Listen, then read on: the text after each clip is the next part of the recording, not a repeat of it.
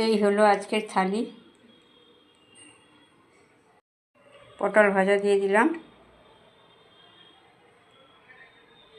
আজকে করেছি মুসুরের ডাল টমেটো দিয়ে।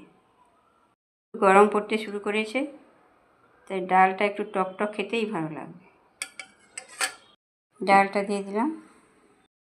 আজকে করেছি লাউ ডাঁটা আলু বেগুন দিয়ে একটা